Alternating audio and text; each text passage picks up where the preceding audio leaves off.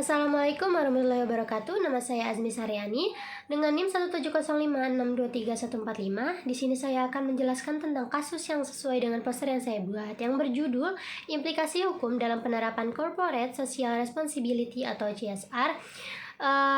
Di latar belakang kasus ini adalah membahas penerapan Corporate Social Responsibility atau CSR sebagai perusahaan global yang berkomitmen untuk menjalankan bisnis yang bertanggung jawab sosial dan lingkungan di lebih dari 190 negara dan mengikuti berbagai regulasi setempat.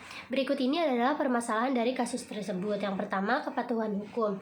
Nah, perusahaan ini menghadapi tantangan dalam mematuhi regulasi CSR yang beragam di tiap negara seperti di Indonesia.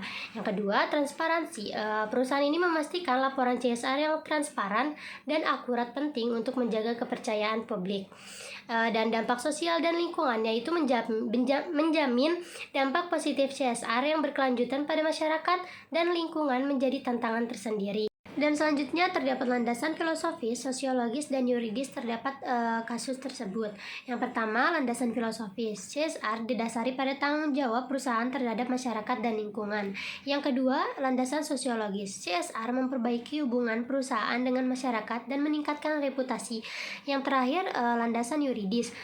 Perusahaan ini diatur oleh Undang-Undang Nomor 40 2007 di Indonesia. Perusahaan wajib melaksanakan CSR sesuai regulasi. Dan selanjutnya terdapat teori-teorinya. Yang pertama, teori pemangku kepentingan. Perusahaan harus memperhatikan semua pemangku kepentingan. Yang kedua, teori legitimasi. Di sini CSR harus membantu perusahaan mendapatkan legitimasi sosial. Dan yang ketiga, teori kontrak sosial. Perusahaan memiliki kewajiban moral terhadap masyarakat. Dan yang terakhir, teori pembangunan berkelanjutan. Di sini CSR mendukung operasi yang berkelanjutan. Dan dari hasil penelitian ini tuh perusahaan berhasil mengurangi emisi dan limbah serta meningkatkan kesejahteraan masyarakat, meningkatkan pengawasan dan penegakan hukum CSR.